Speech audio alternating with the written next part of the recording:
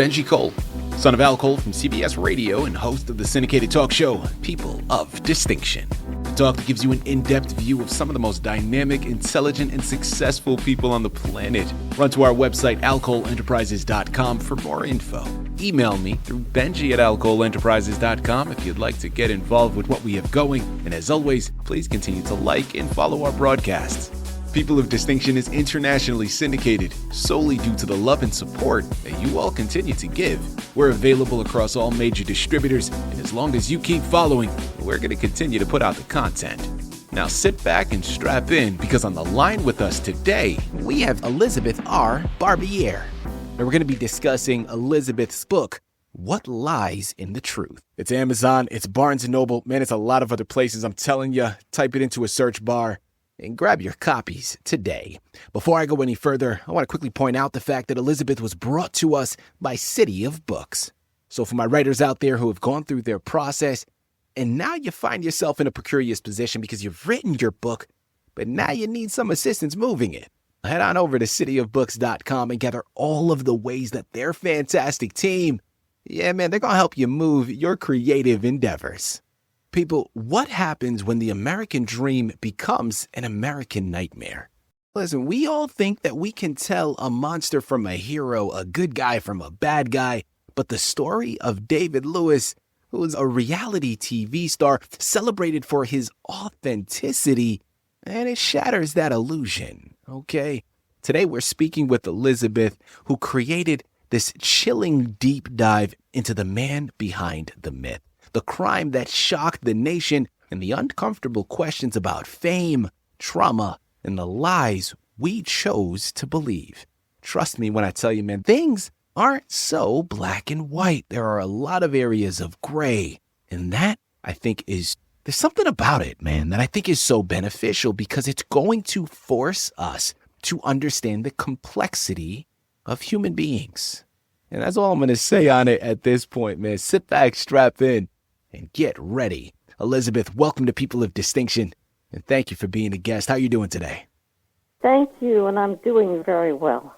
Elizabeth, we're looking forward to this discussion. I think what you've comprised is going to start some pretty serious conversations, and I think that's where the power lies, is the conversations that will ensue because of this. Let's start off, before jumping into the book, let's learn a little bit more about yourself, and tell us more about your background, Elizabeth. Okay, my background in college was not creative writing. It was actually foreign language. And I majored in French, and I speak Italian.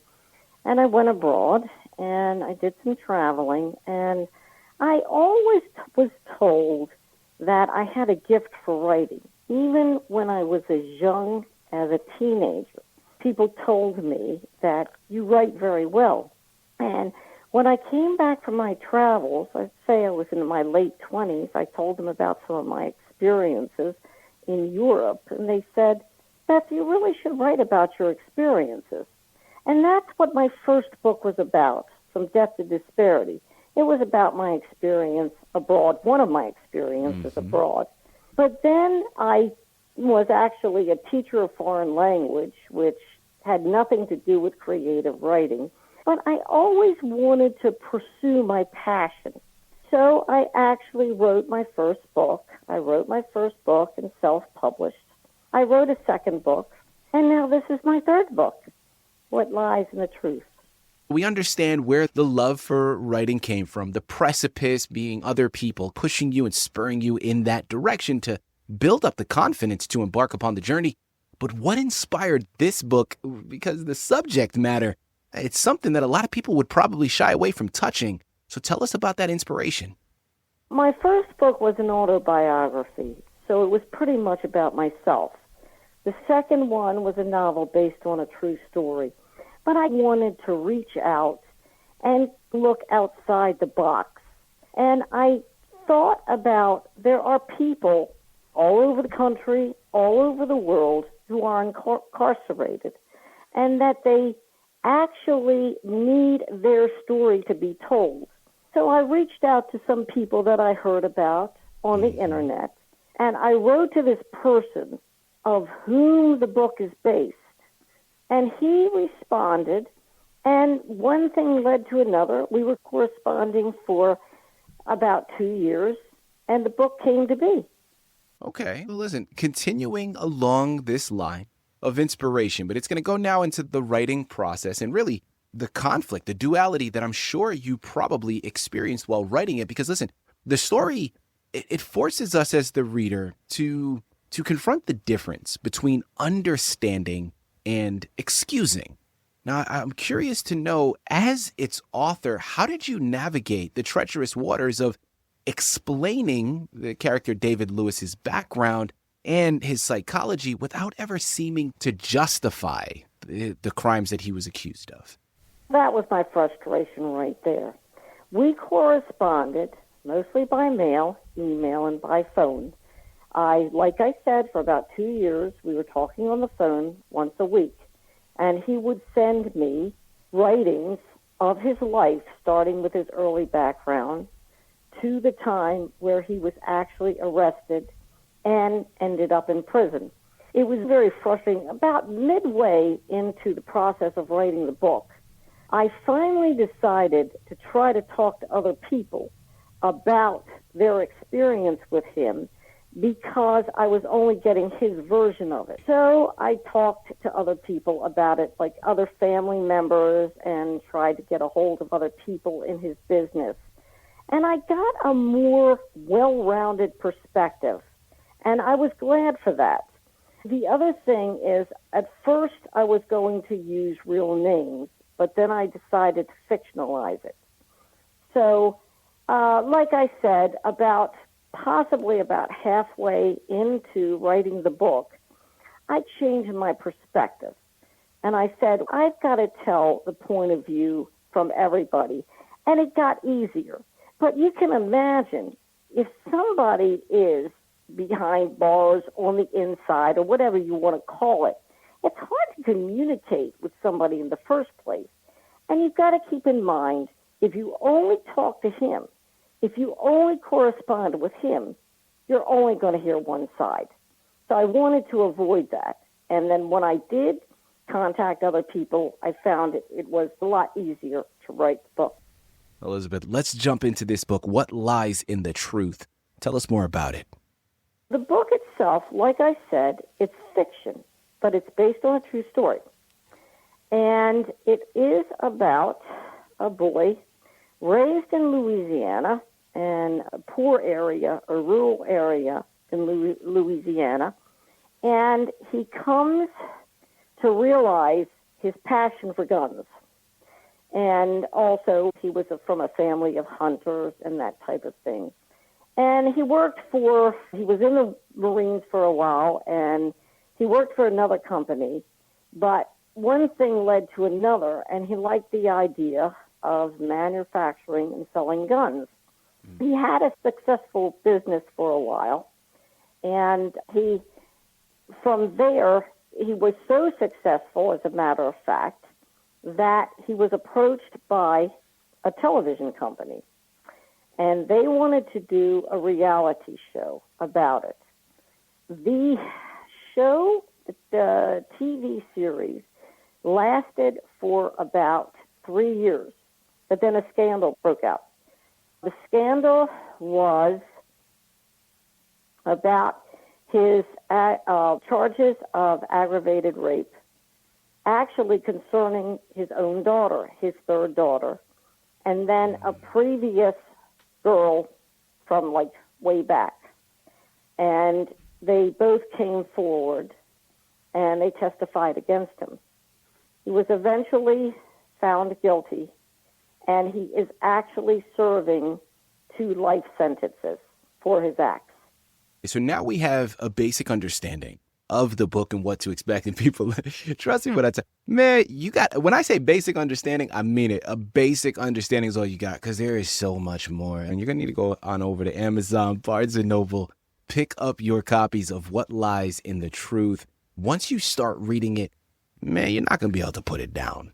My follow-up that I want to go into now, Elizabeth, is, again, I think so much of this is really based upon perspective.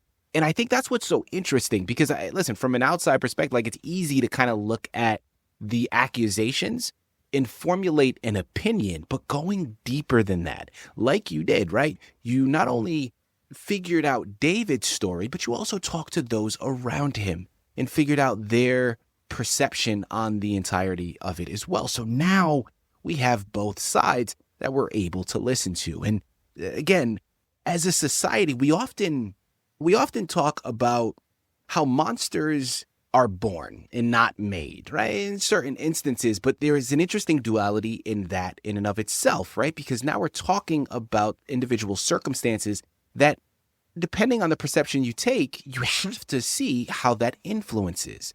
And David's story is one that cannot be denied that either, right? Because in the book, you talk about a tumultuous upbringing and how that, of course, is a key part of his story. Well, I'm curious, does your book suggest that evil is a product of circumstance, a choice of the character, or some complex alchemy of both? I would say both, because, like I said, he had a rough upbringing. His father left out of the family when he was still a child. He admitted to this, he started drinking and smoking pot by the time he was maybe 16. But then as you get older, you make your own choices. Yeah. He had the chance to stop and to steer. He didn't. He went through 3 marriages, and he had 3 children, and it was just like really up and down his whole life. But by the same time, he had success. You can imagine if he had a successful business and a successful reality program, he must have had something going for him, or he would never have been offered that. And I also wanted to add one thing.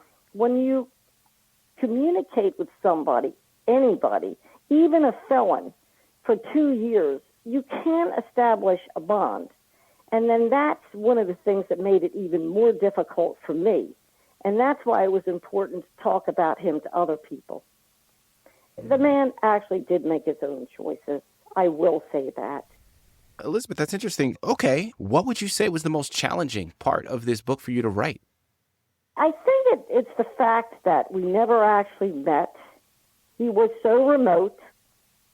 Not only was he in another state, I'm in Maryland, by the way. He's in Louisiana. But he's on the inside and not really knowing anybody else that is related to him, pertains to this story. Anybody besides him was the most difficult part. And that's why reaching out to other people when I could was very important. Elizabeth, after going through this process, all of the research that you did in preparation for it, constructing the narrative itself, getting it published, and I'm sure now listening to feedback that you're receiving from those around you and from readers of the book, we can't deny that this is a deeply unsettling story, right? What do you hope your reader will be thinking about or feeling in that in the moment, that quiet moment after they churn the final page? That's hard to say, because there are people I know that are out there that wouldn't even approve of my writing a book about somebody like that. There are people who probably would believe that he deserves more sympathy than he got. There are people, like you use the word monster, they would say he's a monster, he doesn't deserve any sympathy. I guess at the end of the story, I want the reader to draw their own conclusions out what this man did and what this man is experiencing as a consequence to that. Listen, Elizabeth, I think you hit the nail right on the head, because I think sometimes we do take for granted how much our past or our environment can be involved with the people we become. Now, to a certain extent, and Elizabeth, you said this during the interview as well, and I completely agree. Your past has a part to play. It may have a part in that, but at some point you have to take responsibility. And I think this is why your book, What Lies in the Truth, it's magnificent because it doesn't offer the answers, but it forces a crucial conversation about the space between perception and a much darker reality. And listen, this is one of those books, man, that's going to sit with you. It's going to change your lens the next time you see a headline on a website or a newspaper, a magazine. You may just think twice before casting aspersions. And listen, that's all I'm going to say on it. The journey starts now. So head on over and pick up your copies today. Elizabeth, thank you once again for being a guest on People of Distinction. Thank you so much. I enjoyed talking to you.